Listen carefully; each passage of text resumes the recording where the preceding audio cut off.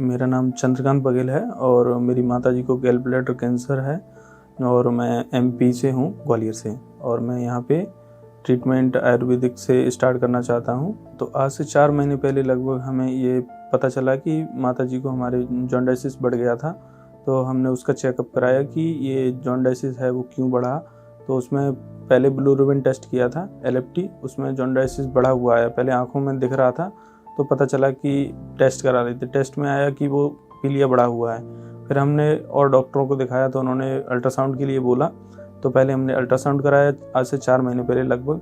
फिर उसके बाद अल्ट्रासाउंड में भी डिटेक्ट हुआ था कि यहाँ पे गांठ है और वो माइग्रेंट है।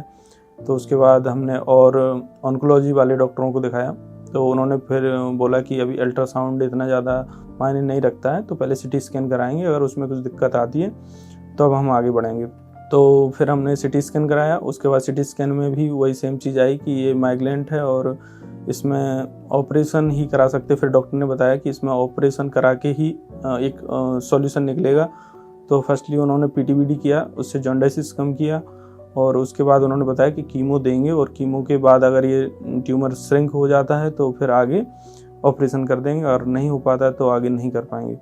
तो फिर उसके बाद उन्होंने एक लो डोज से कीमो का जेमस्टावाइन दिया इंजेक्शन, पर उसके बाद अगले दिन से फिर फीवर आने लगा। तो फिर वही सेम प्रोसेस फिर शुरू हो गई और आगे की कीमो नहीं लग पा रही है।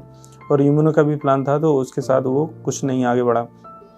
अभी पेशेंट की हालत अब पहले से काफ़ी ज़्यादा वीक भी हो चुकी है, लगभग 20 किलो वजन कम हो चुका है और बेड रेस्ट हैं। अभी पहले थोड़ा थोड़ा चल रहे थे, हम चला फिरा रहे थे, लेकिन अब वो भी डाउन हो गया बिल्कुल। और हीमोग्लोबिन भी डाउन हो जाता है, तो अब खाना भी उतना नहीं खा पा रही। स्थिति जो है वो धीरे धीरे ख़राब ही होती जा रही है। मैं यही सोचता था कि पहले एक तो ये लाज बीमारी है, तो मैंने यही सोचा था कि इसका ट्रीटमेंट कराएंगे जो भी पॉसिबल होगा। पहले हमें उम्मीद थी कि हम ऑपरेशन करा के इसको ठीक कर लेंगे, लेकिन वो डॉक्टर अब उसमें भी मना कर रहे हैं क्योंकि अब ऑपरेशन नहीं हो पाएगा।